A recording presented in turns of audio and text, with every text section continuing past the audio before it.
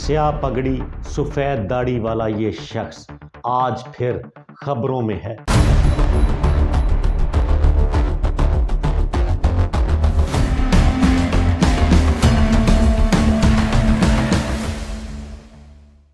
دو ہزار پچیس میں اسرائیل کے ایران پہ حملے کے بعد جب امریکہ نے اس کے ایٹامک پلانٹس کو کچلا، اس وقت بھی آیت اللہ علی خامنائی کی زندگی خطرے میں تھی، اور یہ خبریں اس وقت پھیلائی جا رہی تھی کہ یہاں کی قیادت بدل دی جائے گی اور آیت اللہ خامنائی یہاں سے فرار ہو جائیں گے، لیکن ایسا نہ ہو سکا اور اس وقت وہ جنگ تھم گئی۔ لیکن 2026 کا آغاز ہوتے ہی دوبارہ سے ایرانین حکومت کو ایک ٹف ٹائم ملنا شروع ہو چکا ہے، بظاہر جس کی وجہ وہاں پہ معاشی حالات کی بدتری، ڈالر کی بڑھتی ہوئی قیمتیں اور مہنگائی بتائی جا رہی ہے، جس کی وجہ سے 31 میں سے 27 صوبوں میں احتجاج کی لہر جاری ہے، اور اس کے علاوہ 20 افراد مارے جا چکے ہیں۔ اور کیونکہ دنیا اس وقت ٹرمپ ایرا اور ٹرمپزم سے گزر رہی ہے تو امریکہ کو موقع چاہیے تھا۔ صدر ٹرمپ کا کہنا ہے کہ اگر ضرورت پڑی ایرانی عوام کی خواہشات کے عین مطابق ہم دوبارہ سے ایران پر چڑھ دوڑیں گے، لیکن ایران کے رہبر اعلیٰ ان کی اس دھمکیوں کو گیدڑ بھبکیاں قرار دے رہے ہیں، اور وہ کہہ رہے ہیں کہ امریکہ اپنے کرائے کے قاتلوں کو باز رکھے، یہاں پہ سب امن اور شانتی ہے، حالانکہ خبریں اس کے بالکل برعکس ہیں۔ اعداد و شمار کو دیکھا جائے تو یہ سب کے سامنے ہے کہ گزشتہ سال کی نسبت اس وقت ایران میں ڈالر کی قیمت میں 80% تک اضافہ ہو چکا ہے، اور اسی طرح سے اشیاء خورد و نوش کی قیمتیں 400 گنا تک بڑھ چکی ہیں۔ لوگوں میں خاصا غم و غصہ پایا جاتا ہے، لیکن کریٹکس اس کو ایک اور زاویے سے بھی دیکھ رہے ہیں۔ وہ یہ کہتے ہیں کہ موجودہ جنریشن جو جین زی سے جانی جاتی ہے، اس کے کندھوں کے اوپر پرانا بوجھ نہیں لادا جا سکتا، اور ان کی تھکاوٹ احتجاج کی شکل اختیار کرتی جا رہی ہے، اور اسی طرح سے وہ پرانا بوجھ آہستہ آہستہ ایک لاوے کو ابالا دینا شروع ہو گیا۔ اس سارے منظرنامے کو اگر غور سے دیکھا جائے تو اس میں سب سے اہم شخصیت وہاں کے رہبر اعلیٰ سید علی خامنائی ہی ہیں، جس کی وجہ سے یا یہ مسائل حل ہو سکتے ہیں۔ آیت اللہ سید علی خامنائی 1939 میں ایران کے دوسرے بڑے شہر مشہد میں پیدا ہوئے۔ اپنے والد کے نقش قدم پر چلتے ہوئے انہوں نے عالم بننے کا فیصلہ کیا، اور صرف 11 سال کی عمر میں اپنے تمام تعلیمی نصاب اور عالم کی ڈگری مکمل کرتے ہوئے ایک مکمل عالم بن چکے تھے۔ یہ رضا شاہ پہلوی کا دور تھا، اور اس وقت ایرانین سوسائٹی میں زیادہ تر سیکولر نظریات کی ترویج کی جا رہی تھی، اور وہاں پہ عالم بننا اس وقت ایک مشکل فیصلہ تھا۔ مشہد یا ایران بھر کے لوگ اس وقت اپنے بچوں کو زیادہ مذہبی تعلیم نہیں دلواتے تھے، اور انہی چیلنجز کا سامنا علی خامنائی کو کرنا پڑا۔ مشہد میں جب وہ اپنے ہم عمر لڑکوں کے ساتھ مذہبی اسکالر کا خاص لباس پہن کر جب کرکٹ کھیلا کرتے یا کوئی بھی دوسری گیم میں حصہ لیتے تو ان کا مذاق اڑایا جاتا کہ ارے یہ کون سا بچہ ہے جو عالم بن چکا ہے، اور اس دور میں اس کو کیا پذیرائی ملے گی، یہ نامکمل کھلاڑی ہے اور نہ ہی عالم۔ سید علی خامنائی اپنے ٹریک پر چلتے رہے اور اس وقت بھی مذہبی کتب کا مطالعہ جاری رکھا۔ ان کے بارے میں زیادہ تر تاثر یہ دیا جاتا ہے کہ ان تک عام آدمی کی رسائی نہیں ہے، لیکن یہ تاثر غلط ہے۔ وہاں پر ان سے لوگ سوالات لے کے جاتے ہیں اور بہت سارے مسائل کا حل تجویز کرتے ہیں۔ سید علی خامنائی کی ہابیز کا اگر مطالعہ کیا جائے تو وہ باغبانی کا شوق رکھتے ہیں، کتابوں کا مطالعہ کرتے ہیں، اور اس کے علاوہ पाइप और तंबाकू नोशी के शौकीन हैं। वो सिगरेट ठोक कर पीते हैं, जो अक्सर उन पर तनकीद के ज़ुमरे में भी लाया जाता है कि आयतुल्ला अली खामनाई और तंबाकू नोशी इतनी हैवी मिकदार में। लेकिन उनके दीगर साथियों का कहना है कि इसके अलावा सैयद अली खामनाई में कोई कबाहत नहीं, कोई इल्लत नहीं। वो जोक्स सुनाते हैं और सुनते हैं, और ज़्यादातर जोक्स उनके जिनसियत से पाक ही होते हैं, जिसको सुनने वाला हंस के लौट पौट होना शुरू हो जाता है। अली खामनाई शाह ईरान के मरकज़ी मुखालिफ आयतुल्ला रूहुल्लाह खमीनी के पैरोकार थे, और ये दोनों मिलकर शाह ईरान के खिलाफ बगावत का अलम बुलंद कर चुके थे। इनका ये मानना था कि ईरान में इस्लामी हुकूमत राइज होनी चाहिए। खामनाई की स्टोरी को पढ़ने या समझने वाले अक्सर इनके पेशरो रूहुल्लाह खमीनी के साथ इनको कंफ्यूज कर देते हैं। आयतुल्ला अली खामनाई जो मौजूदा दौर के रहबरे आला हैं, ये उनके पैरोकार थे, और ये ईरान के अंदर रहकर अपने जिला वतन लीडर से हिदायत मौसूल करते और लोगों को शाह ईरान के खिलाफ मुतहर्रिक किया करते थे। शाह ईरान के खिलाफ मुज़ाहमत के सिलसिले में सैयद अली खामनाई को 6 बार गिरफ्तार किया गया। 6ठी बार उनकी मुलाकात जेल के अंदर ही उस वक्त के कम्युनिस्ट लीडर से हुई। वो भी शाह ईरान से छुटकारा चाहते थे। इन्होंने जेल के अंदर उनसे हाथ मिलाया।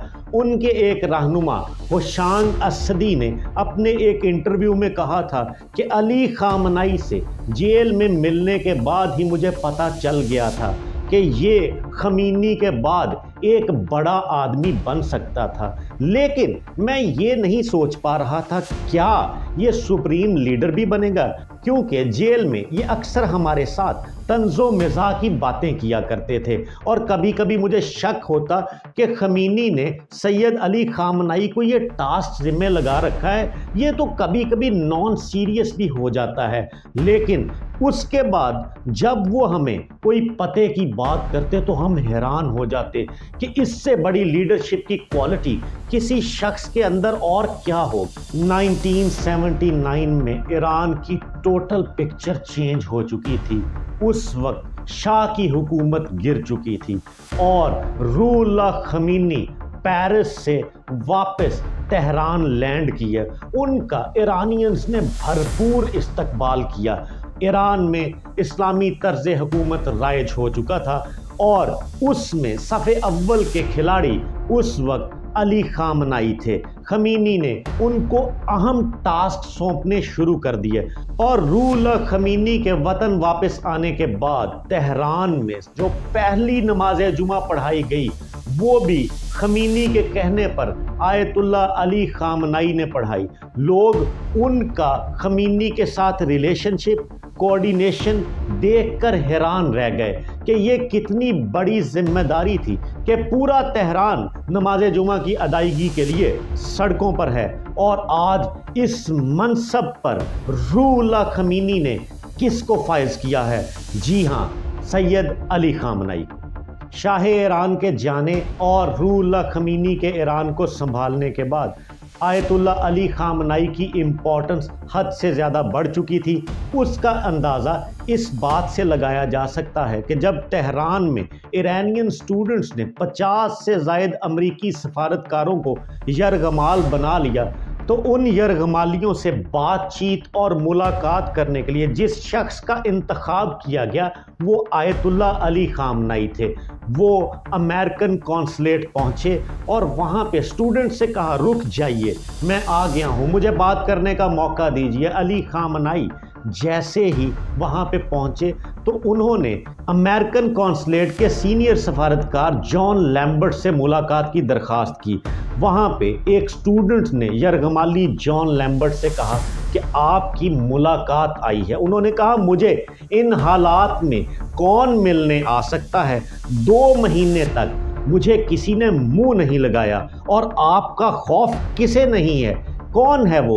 उन्होंने कहा, वो आयतुल्ला अली खामनाई हैं। सैयद अली वहाँ पे गए और उन्होंने जॉन लैम्बर्ट से कहा کہ میں جانتا ہوں کہ آپ تکلیف میں ہیں، لیکن ایرانین مہمان نواز قوم ہے، وہ آپ کو جلدی جانے نہیں دیں گے۔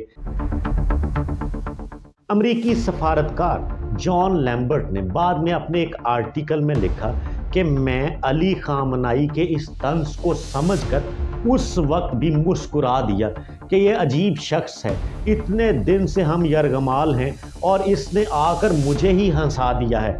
یہ آیت اللہ علی خامنائی کی شخصیت کا ایک منفرد پہلو تھا۔ جان لیمبرٹ کا کہنا تھا کہ ہم دونوں کی 10 منٹ کی بات چیت کو ایرانین سرکاری ٹی وی پر براہ راست نشر کیا گیا تھا۔ علی خامنائی نے ایرانین سٹوڈنٹس اور امریکی سفارتکاروں کے درمیان ایک برج کا رول نبھایا اور ان کو ایک ڈائریکشن دی، جس کے بعد معاملات آسانی کی طرف بڑھ گئے۔ جون 1981 حزب اختلاف کے ایک گروپ نے سید علی خامنائی کے قتل کا منصوبہ بنایا۔ جب علی خامنائی نے ایک پریس کانفرنس کرنے کے لیے سب کو اکٹھا کیا تو ان کے سامنے پڑا ہوا ٹیپ ریکارڈر اچانک بم دھماکے سے پھٹ گیا، جس کی وجہ سے آیت اللہ علی خامنائی کا دایاں بازو ناکارہ ہو گیا، جس کی وجہ سے 40 سال سے زائد عرصہ گزر جانے کے باوجود ان کا دایاں ہاتھ آج بھی کام نہیں کرتا۔ آیت اللہ علی خامنائی نے دھماکے کے کچھ روز کے بعد ناظرین کو بتایا کہ مجھ پہ ایک بہت بڑا راز منکشف ہوا ہے۔ مجھے لگتا تھا کہ میری زندگی اس دھماکے کے نتیجے میں ختم ہو جائے گی، لیکن جب میں نے اپنی سانس کو بحال پایا تو میں سمجھ گیا کہ اللہ تعالیٰ مجھ سے کوئی بڑا کام لیں گے، جس کے نتیجے میں نے یہ فیصلہ کیا ہے کہ میں حاضر رہوں گا ایرانین عوام کی رسپیکٹ میں۔ پھر جون 1989 میں خمینی کی وفات کے بعد اس وقت کے علماء کو ایک لیڈر کی ضرورت تھی اور وہ رہنما کی تلاش میں سر جوڑ کر بیٹھ گئے۔ اس میں یونانیمسلی یہ ڈیسائیڈ کیا گیا کہ آیت اللہ علی خامنائی ہی روح اللہ خمینی کے جانشین ہوں گے، جو ان کے نظریات کو ایران میں آگے بڑھائیں گے، اور اس وقت علی خامنائی کو یہ عہدہ سونپ دیا گیا۔ خمینی کے انتقال کے وقت علی خامنائی کی عمر 49 برس تھی، لیکن ان کے بائیوگرافی رائٹر مہدی خلجی کا کہنا ہے کہ علی خامنائی کی سادگی نے ان کو یہاں تک پہنچایا۔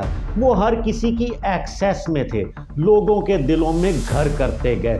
جمعے کے خطبوں میں وہ لوگوں کو ایک روشن سمت دکھایا کرتے تھے، جس کی وجہ سے یہ طے کرنا آسان تھا کہ خمینی کی ڈیتھ کے بعد پیدا ہونے والے نئے ویکیوم کو کون پر کرے گا۔ سید علی خامنائی نے جو اہم ترین کام کیے ان میں سے ایک ایران عراق جنگ کے بعد پاسداران انقلاب کو طاقتور کرنا شامل ہے، جس کی وجہ سے ان کی ذاتی طاقت میں بھی اضافہ ہوا اور پاسداران انقلاب نے اپنی تمام سٹرینگتھ اور پاور کو ایکسرسائز کرنا شروع کر دیا، جس میں عوام اور لیڈر دونوں میں احساس تحفظ اور کانفیڈنس بڑھ چکا تھا۔ آیت اللہ سید علی خامنائی نے وہی الٹیمیٹ پاور انجوائے کی جو 60 اور 70 کی دہائی میں پہلوی خاندان انجوائے کیا کرتا تھا، لیکن اس میں بہت واضح فرق تھا۔ پہلوی شاہ کا خاندان دنیا بھر کے دورے کرتا، بگھیوں میں سفر کرتا اور بھرپور پروٹوکول لیتا تھا، جبکہ سپریم لیڈر نے ان کے مقابلے میں کمپلیٹلی ڈیفرنٹ لائف گزاری۔ انہوں نے ایران سے باہر نہ ہونے کے برابر سفر کیا۔ وہ ایک کمپاؤنڈ نما احاطے میں رہتے ہیں۔ خمینی کے انتقال کے بعد جب ساری طاقت سید علی خامنائی کے پاس آئی تو چند سال کے بعد ہوشانگ اسدی نے دوبارہ سے BBC سے بات کی اور اس نے اس وقت یہ کہا کہ میں حیران ہو چکا ہوں، آزادی کا یہ علم بردار ایک جھوٹ ہے جس نے وقت گزرنے کے ساتھ ساتھ اپنے آپ کو شاہ سے بڑے آمر میں بدل لیا۔ اور عوامی امنگوں کی ترجمانی کرنے کی بجائے ان کی خواہشات کو کچلا۔